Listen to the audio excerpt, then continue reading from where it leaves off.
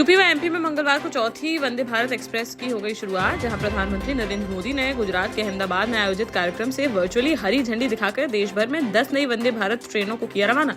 लखनऊ से पटना और लखनऊ से देहरादून रूट पर चलेगी यह नई ट्रेन। इसके अलावा लखनऊ गोरखपुर वंदे भारत एक्सप्रेस का प्रयागराज तक किया जाएगा एक्सटेंशन, जबकि खजुराहो से हजरत निजामुद्दीन के बीच चलने वाली वंदे भारत एक्सप्रेस आगरा और झांसी होकर जाएगी। इस दौरान पीएम मोदी ने देश भर में एक साथ 85,000 करोड़ की 6,000 परियोजनाओं का किया शिलान्यास व लोकार्पण। लोकसभा चुनाव को लेकर मंगलवार को कांग्रेस ने अपनी दूसरी लिस्ट कर दी जारी, जिसमें मध्य प्रदेश की 10 सीटों पर उम्मीदवारों का हो गया ऐलान, जिसमें छिंदवाड़ा से नकुलनाथ व बैतूल से रामू टेकाम को किया गया रिपीट, जबकि 3 विधायकों समेत अन्य नए उम्मीदवारों से भिंड से फूल सिंह बरैया, टीकमगढ़ से पंकज अहरवार, सतना से सिद्धार्थ कुशवाहा, सीधी से कमलेश्वर पटेल, मंडला से ओंकार सिंह मरकाम, देवास से राजेंद्र मालवीय, धार से राधेश्याम मुबेल और खरगोन से पोरलाल खरते को बनाया गया कांग्रेस का अधिकृत प्रत्याशी। बुंदेलखंड के महोबा जिले में हुए बड़े हादसे में 4 लोगों की चली गई जान, जहां कबरई थाना क्षेत्र अंतर्गत पहरा गांव के पास खनन के लिए पहाड़ में ब्लास्ट करने का किया जा रहा था काम। तभी अचानक पहाड़ के एक हिस्से में आ गई दरार और वो भरभरा कर गिर गया नीचे, जिसमें दब गए करीब 11 मजदूर, जिनमें से पुलिस प्रशासन ने कड़ी मशक्कत के बाद 7 मजदूरों को निकाल लिया बाहर, जबकि 4 मजदूरों की मलबे में दबने से हो गई मौत। सीएम योगी आदित्यनाथ ने शोक संवेदना व्यक्त करते हुए पीड़ित परिवारों को हर संभव मदद का दिलाया भरोसा। नेशनल इन्वेस्टिगेशन एजेंसी यानी एनआईए की टीम खालिस्तानी आतंकियों और गैंगस्टर के बीच कनेक्शन को लेकर मध्य प्रदेश में कर रही है सर्चिंग, जहां टीम ने मंगलवार को भोपाल, बुरहानपुर, खरगोन और बड़वानी जिले में की छापेमारी। भोपाल के खानू गांव के एक युवक के खालिस्तानी संगठन से जुड़े होने का मिला था इनपुट, जिस पर उसे हिरासत में लेकर की जा रही है पूछताछ।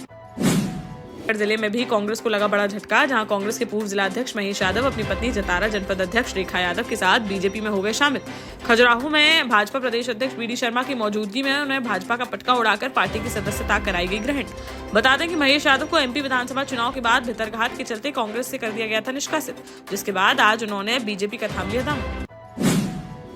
झांसी में बीती रात बड़ी लूट की वारदात आई सामने, जहां टोडी फतेहपुर थाना क्षेत्र अंतर्गत बड़ागंज में रहने वाले व्यापारी रूपम चौरसिया के घर में छत के रास्ते घुस गए 3 बदमाश, जिन्होंने रूपम के कमरे की बाहर से लगा दी थी कुंडी, फिर नीचे जाकर उसकी मां को बना लिया बंधक, जिसके बाद तमंचे व चाकू की नोक पर 1 लाख से अधिक की नकदी व सोने चांदी के जेवरात लेकर हो गए रफूचक्कर। इस घटना से क्षेत्र में मचा हड़कंप। मौके पर पहुंची पुलिस ने घटनास्थल का बारीकी से किया निरीक्षण और मामला दर्ज कर अज्ञात बदमाशों की तलाश की शुरू।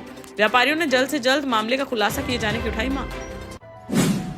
ललितपुर में मंगलवार को हाईवे 44 पर तालबेहट में सवारियों को उतारने के लिए खड़ी हुई थी बस, तभी बारात लेकर जा रही बस ने उनमें पीछे से मार दी जोरदार टक्कर, जिसके चलते दोनों बसों में सवार 12 से अधिक लोग हो गए घायल, जिन्हें मौके पर पहुंची पुलिस ने स्थानीय लोगों की मदद से तुरंत अस्पताल में कराया भर्ती।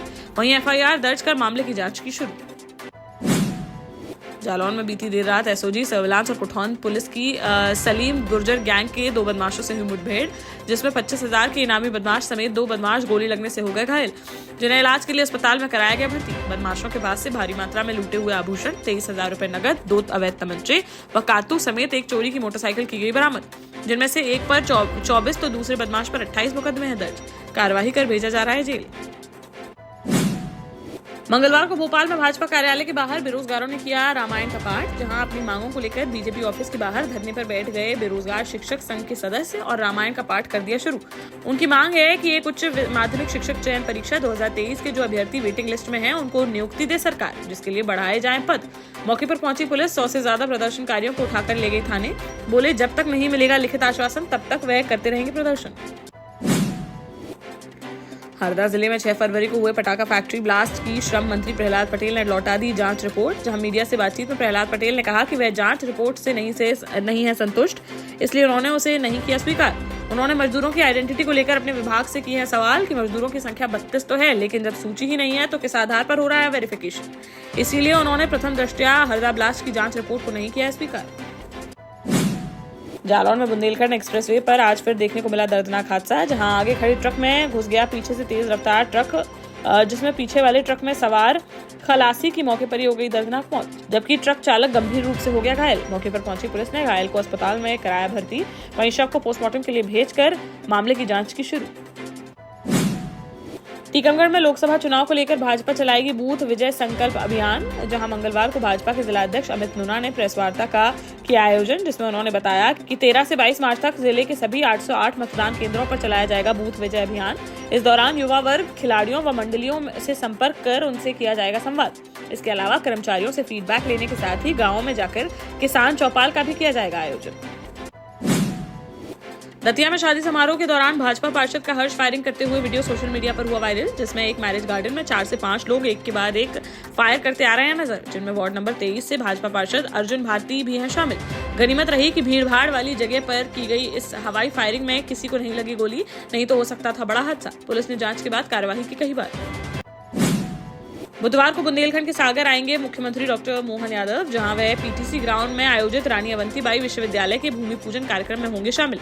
साथ ही मकरोनिया के बड़तूमा में बन रहे संत रविदास मंदिर के निर्माण कार्य का करेंगे निरीक्षण, जिनके आगमन को लेकर की जा रही हैं तैयारियां, जिसका जायजा लेने पहुंचे कैबिनेट मंत्री गोविंद सिंह राजपूत और सभी तैयारियों को जल्द पूरा करने के दिए निर्देश। दमोह कोतवाली थाना क्षेत्र में आने वाले कसाई मंडी इलाके का एक युवक गाय का कटा हुआ सर लेकर पहुंचा कोतवाली, जहां उसने टीआई को बताया कि किसी ने उसकी गाय का काट दिया है सर।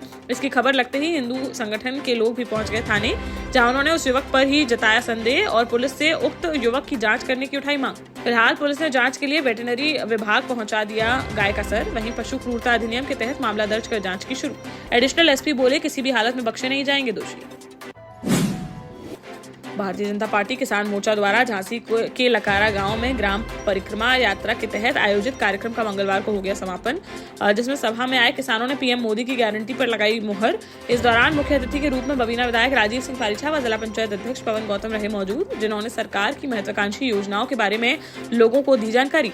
साथ ही भाजपा के गिनाए विकास कार्य। अपने संबोधन में बबीना विधायक ने कहा कि किसानों को आर्थिक रूप से सशक्त बनाने के साथ साथ उनके सर्वांगीण विकास के लिए कार्य कर रही है मोदी सरकार।